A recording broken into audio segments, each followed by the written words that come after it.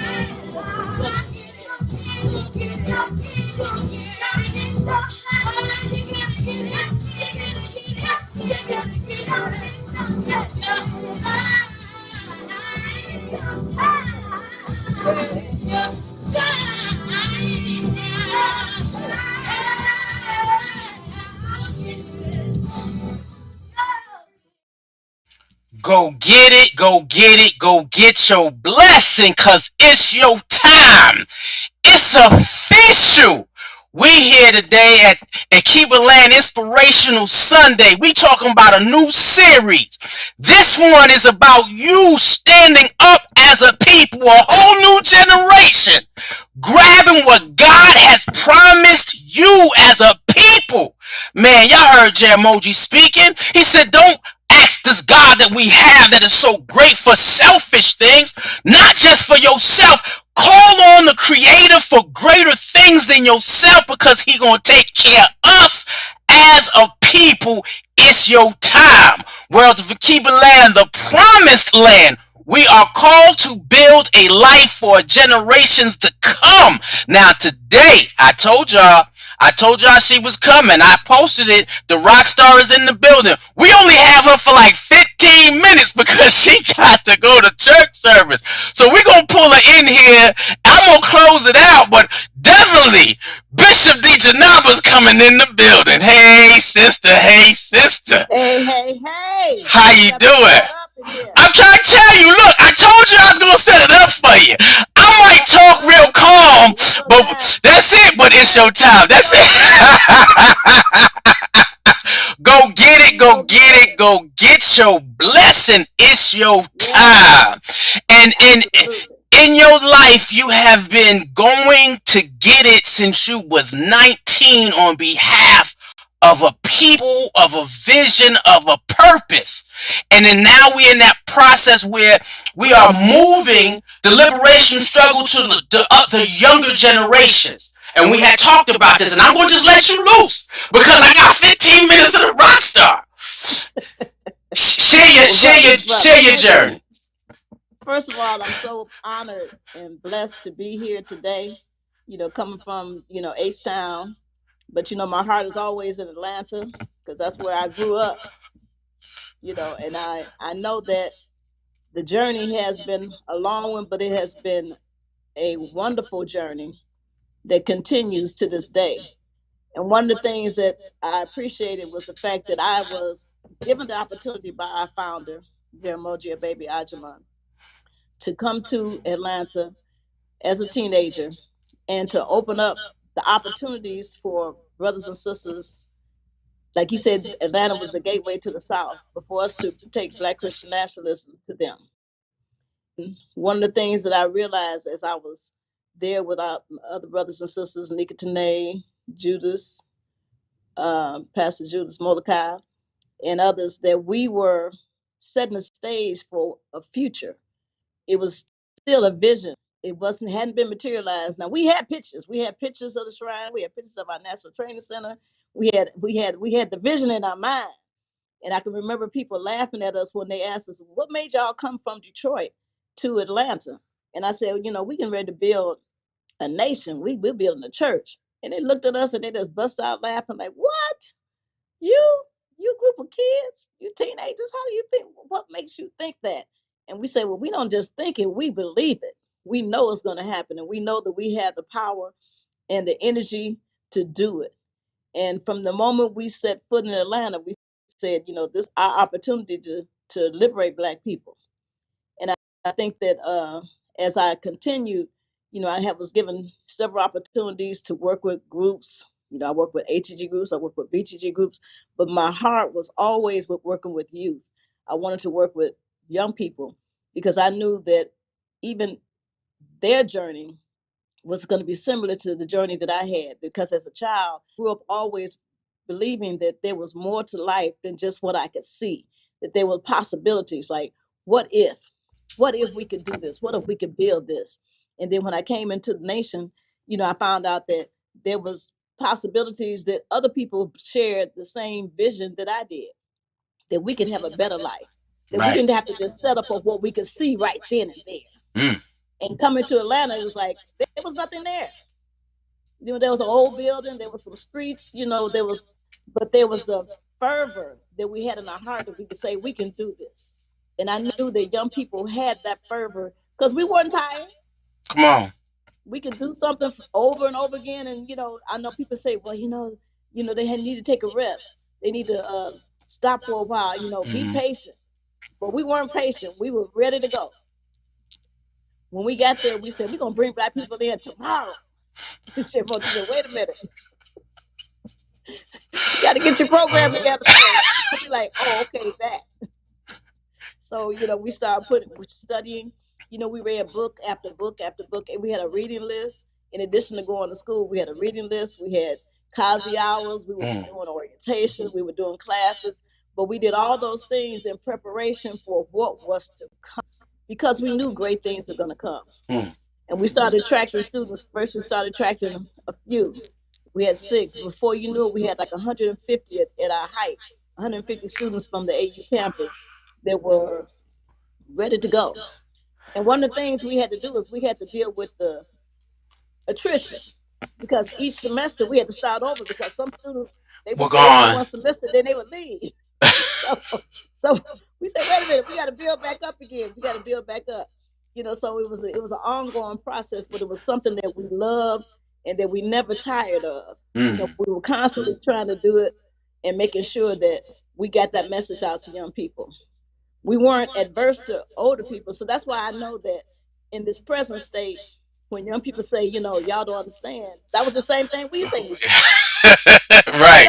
They don't get us. They don't get They don't us. understand us. Right, right. And I think that part of my as being a teacher is like always wanting to stay connected with that youth component. I never wanted to stray too far away from that because I knew that was our future. We can do things in the present, but we always have to be looking out for our future because there was somebody who looked out for my future. One of the stories I tell people all the time is that I can remember meeting both of my great grandmothers. And my eldest great grandmother was born in slavery. She lived to be 107 years old. And when I was a toddler, I would, go over to my great aunt's house and she would sit in a chair by the door.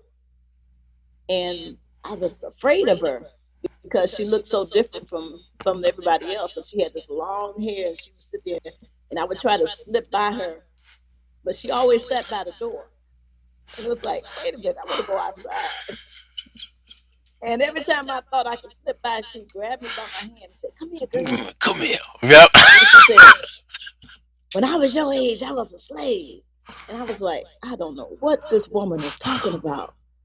But okay, she's not going to let me go. And she would sit there and she would tell me things that happened in her life. And my thing was like, I wanted to hurry up and get outside. But I knew that she was trying to give me a message to let me understand that there were things, there were opportunities waiting for me that I had to take advantage of. And when I got old enough to understand it, I valued it. But she planted the seed, which helped me to understand that you can plant a seed in a child when they're young and wait to see it. Don't worry about they may not understand it now. Because once you plant that seed, then the root takes hold. It's going to bloom. So you have to think about that. Sometimes as parents and as adults, we think our children are too young to understand what's going on, but they're not too young. We have to develop them when they have that opportunity and they're like sponges ready to take in all the information that you can give them. And one of the best things to do is to talk to our children. Don't just put them in front of a device. Come on. Don't put them just in front of a TV or an iPad and say, okay, but they're getting the best technology. No, what they need is you. You are the technology they need. They need to see living examples of what you do. You want your child to read? Let them see you reading. You want your child to have values? Exemplify those values yourself. If I want my son and my daughter to be honest, then that means they have to see me doing things in an honest way. They have to see me exercising humility. They have to see me practicing love. They have to see me practicing respect. Because as parents, we're the first teachers that they have. And as a community, it doesn't matter if you have a biological child, because all the children that are in our village belong to us. And that's the way I treat them. Even now, as an educator, I teach kindergarten. I know I retired and then I unretired. That's where you get your energy from. I unretired this past August. I'm back in the classroom. Yeah, you missed it. Look, I just took a couple of months off. But when I go back in, the children, they're looking at me and they're like, how do you know I'm smart? And I said, I'm smart. I said, the fact that you're here, you're smart. Because we have this phrase that we use every day before we start off the day. They have to come in, and the first thing they say is, I am good. And they hug themselves because I want you to love yourself. So you say, I am good. I am strong because you have an inner strength that was given to you in birth. You are strong. I am here, which means you've made a decision to be a part of this process. I am ready to learn. And today will be a great day because this is a day that you have been given to learn, to grow, to prosper, and to do great things. And when they get through saying that, they get up and they dance around and say, yes, we're ready for this day. That's beautiful. That's beautiful. As you continue pouring into the children, when we got about 4 minutes left, because I know you got to go. Well, one of the things I wanted to share, and we talk about things for our future, when I Mm-hmm. think about Beauty Land, I think about this is a land that we work for. Mm. It was a vision that we had, and we made it into a reality. And I don't know if everybody understands how powerful that But that is. is. That we can visualize this, and then we can work, then see it come to fruition. People talk about, they've been talking about that for years. We talked about the 40 acre and the mule, but we talked about building Beauty Land, and we were able to create this opportunity where we can have a substantive example Mm. of Black self-determination. Mm. We built that. Come on. We got that. Quarter after quarter, dollar after After dollar, that. we did that. And now it's the job, it's the responsibility of our next generation to develop it. We got the land. Now what you gonna do with it? What you gonna do with it? Come on. What you gonna do with it? What you gonna do? See, anybody can buy a car, but the car can just sit there unless you get in it and drive it. Well, It could be beautiful, the latest model. It could be electric, whatever. But if you don't do anything with it, it's a rock. just a symbol. Exactly. So now it's up to the next generation to take Beauty Land to stages that we couldn't even imagine. Mm. And with that, if you gotta go, you got 3 minutes left. Well, I just said that my heart has always been with the Keeper Land. Let the Keeper Land rise. and let What I'm saying. and let the Black nation live. That can live. Yes, absolutely. And with And I that, appreciate you for bringing the word of the Keeper Land to life, to fruition, and to carrying on to the next generation. Because I would hate for it just to be a memory in our mind, but it needs to be living and growing and extending, and not just a Keeper Land 2.0, but a Keeper Land 100.0. well, That come each on. generation come. Well, say that. Say that. We're definitely in the process of moving this liberation struggle to making it transgenerational and coming up with a better format so that it goes generation to generation to generation. Yes. And looking for those spirits who God has open to receive it, because we're always going And to be rebellious. I want to challenge all these Keeper Land alumni and Go ahead. show what you can do. Come on. Don't just think it, but I want you to show it. I want you to make it materialize. Think of those visions that you have, and then make it possible. You can do it. You can start with little small things incrementally, and then each day you can make it real by taking those steps to make sure that you are making good on your promise that you've made. A promise to yourself, up to God, and a promise to your community. Woo! That's beautiful. Can't be better than that. All right, I thank you. I thank you. She said, "Let us." Oh, wait. You want me to do the song again? She want me to do the.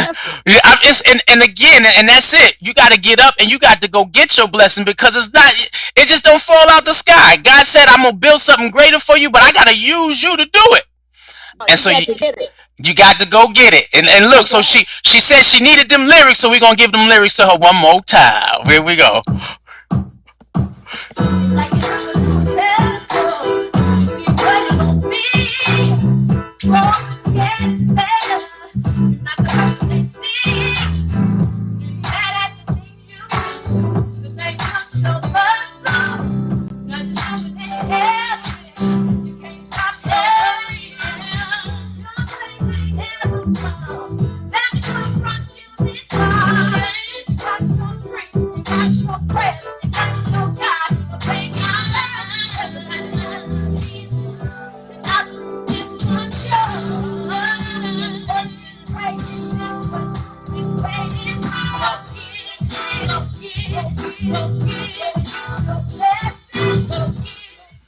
Go get your blessing. You have to get up to go get your blessing. You can get up to go get something to eat. You get up to go get something to drink. You go get up to play with something, do something, read something. You got to move in order to have it happen. You got to go in order to have it happen. She was a part of a generation who was told when she was 19, come to the city of Atlanta and build a church. Whoa, that's the church I'm a part of.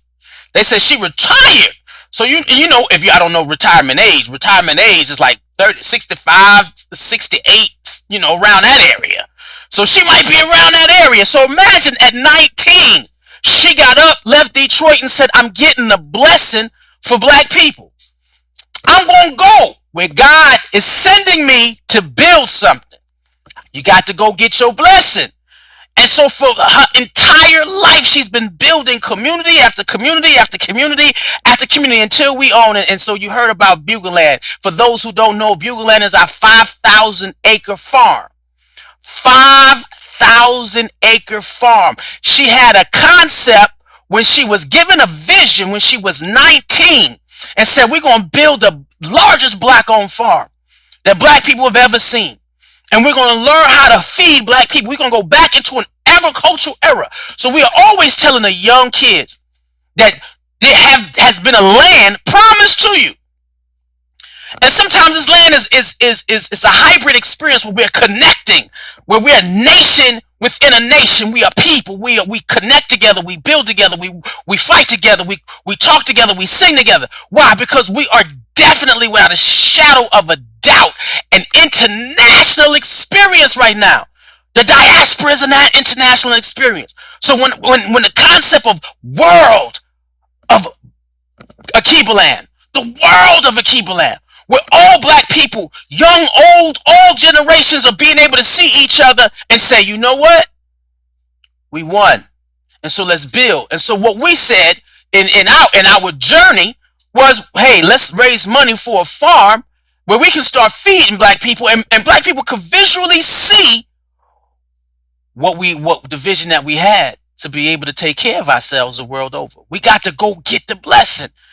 And every day of her life, every day of my life, every day of everybody else's life, a part of this community said, look, we have to build into. So Jeramogi and Baby Ajiman took the young generation to build for you, to build for me. And now it is I'm picking up the torch. I'm picking up a torch and I'm moving forward toward the experience where I am building for the next generation. We are called to build a better life for the generations to come. World of Alkebulan is the promised land where we connect it. You know, we always about continuity here. We are connecting it to what we call, it's that Abraham faith. Walking by faith, where God gives you a vision. And in the scripture, on the story or the biblical story of Abraham, God came to Abraham and said, look, I want you to leave and go to a land that I will show you. I want you to leave your father's land, your mama's. I want you to leave everything behind, all your friends, everything that you know, to a land that I'm going to show you. Right? And I'm going to build you a great nation. And everybody's going to be blessed by you, by what I do. That took faith. And so in this journey where we are saying Alkebulan, world of Alkebulan, the promised land, we're asking you to begin your journey where you step out on faith and take a walk with the visions. Like she said, it was something in their minds. We talk about the power of the imagination. God will speak to you in your dreams and in your thoughts and in your creativity. where you got to take a walk. You got to go get the blessing that he has put inside you, that he put inside you to create on behalf of the people around you. And she said it was a different type of generation. And so in this new generation that she said, I couldn't stop teaching. I had to come back out of retirement to say what to this new generation, that you are good. You are strong. You are here. You are ready to learn. Today will be a great day. Why? Because God has given you insight to imagine what life can be like when you are focused, when you become a group or a people. If you listen, and that's clear. There are ideas built inside you that you have to release. There are ideas, there are things that are happening within that God is working with. And when your imagination runs wild, where you can say, wait, can we? She was 19. 19, and they said, we want you to go build a church. We want you to build a group. We want you to build an experience. What? It had to be in her imagination. And she had to hear it come from the God within. And he said, I'm going to send you. And without a shadow of a doubt, those people, we say the original cadre, the original cadre, them kids left their homes to create what God had told them to build. And so for me, and again, I will pick up.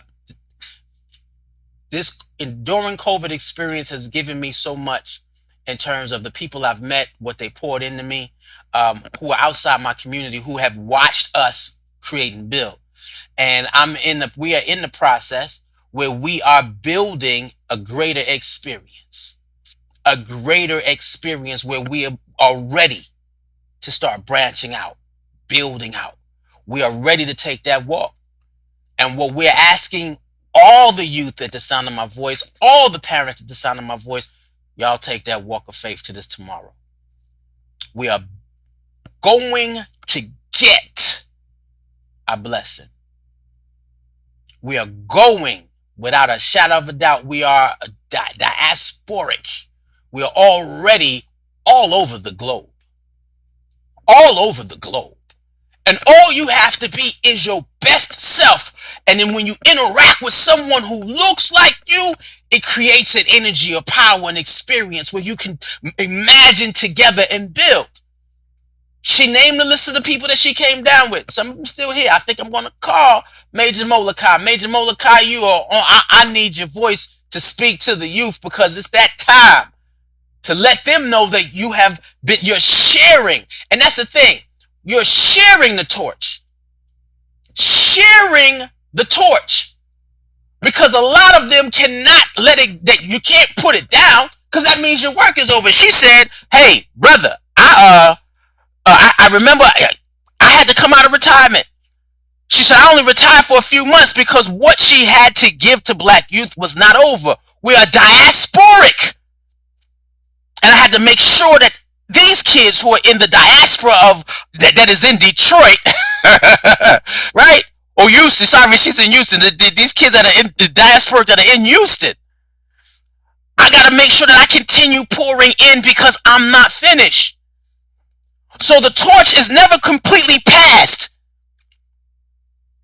Wow, because we do have a generation who wants the torch passed. The torch is almost never completely passed, because individuals don't let go of the torch until they stop breathing. And she just was a testimony of something that someone else said. You don't pass the torch until you transition over. But I said, you don't even pass the torch then. You never pass the torch. Ever. What happens is you allow that torch to extend, where more hands can carry it. Woo. When you got tons of hands on the torch and everybody's holding their own torch, but for the same purpose, which is the liberation of our people, where we are self-determined. That's it. That's when you know we're walking into that promised land. Ain't that something? We're going to go get our blessing. So we're going to ask you that, understand it, as she said, I say it to him every morning, that you are good because God created you that way. You are strong because God created you that way. You are here because your spirit's here. You're ready to learn. Your mind never shuts down. It's always receiving information. And she said, today will be a great day. And so as we look forward into this great day and what goes on, we're going to always know that we are focused on the rise of the African in you. And it was about that African pride, about that African love, about that African vision, about the African culture, about the African strength, about the African ingenuity. It's about everything that is beautiful about who we are and what we do. And being able to live a life where we know that it don't matter where we go, we can be happy to be ourselves because we earned it. And so in this journey, we are connecting our journey to our history as a people where in our greatness of who we are, we were unapologetically black. Africans have built great empires, great nations, brought the sea of humanity, art, science, mathematics, you name it, music, you name it. We did it. We brought it. We shared it. And that's how humanity became, because we were unapologetically black. That don't mean we were unapologetically hood. That don't mean we were unapologetically ghetto. That means we were unapologetically what God has called us to be in the culture and the heritage in which we created from our understanding of our relationship to the Creator. What? Creating symbols around us that meant something, having names that meant something, unapologetically black. So when I sit down and I say world of Alkebulan, the promised land, it is the vision that God gives upon every individual when you're standing alone, because sometimes we go to the Creator by ourselves. And inside you is a vision of your greatness. It's a vision of the depth of intellect. It's your vision of how profound and spiritual you are. And then you can look out at the world and see what are the gifts, the talents, and the attributes that are inside you.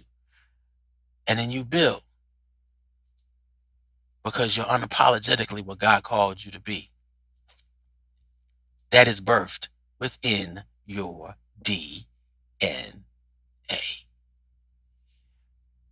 For us, we are seeking to extend the concept of Alkebulan and Alkebulan programs where kids are raised with the understanding of self-determination. And you're like, Ajay, what's self-determination? What is self-determination, brother Ajay? It's where we can take care of ourselves. We can feed, clothe, and house ourselves. That's what self-determination is. And where we can sit down, and as we're building and we're feeding, closing, housing, educating, we're our own doctors, we are our own police, we are our own judicial system. We have our own grocery stores, all our own schools and hospitals and banks. We got to make sure we need banks.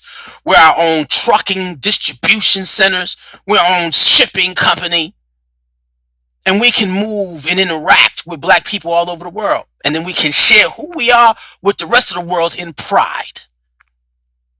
World of Alkebulan seeks to develop the whole child, mind, body, spirit.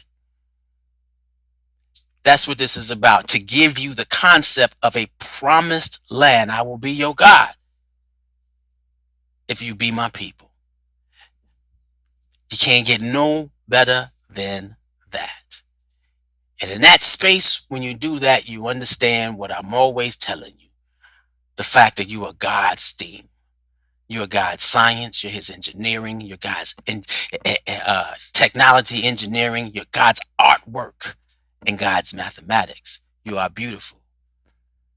as we slowly move into our Thanksgiving phase. Some of us celebrate Thanksgiving. Some of us celebrate Rams of Moshe. Some of us celebrate the holidays is coming. And we want that to come with the experience where you understand that be the greatest you in your experience and continue supporting the development of World of Alkebulan, because we seek the rise of the African in you. And with that being said, and I thank, I call her the rock star because every time she came to Atlanta, I've been in the church, almost 30 years.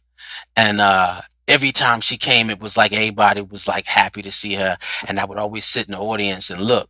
And she said she always saw me, but never knew it. And then when I started, my voice became, she was like, he's been around for a while.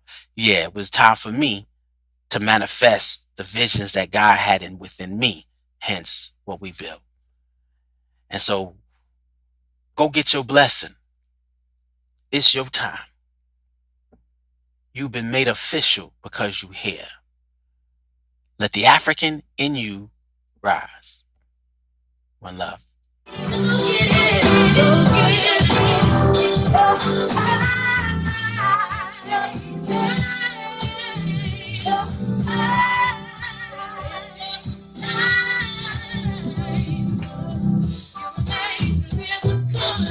That's what I need. So you can trust it, work my working. You gotta do something. All right, you grow before you walk. All right, you walk before you cry. But you never can do it.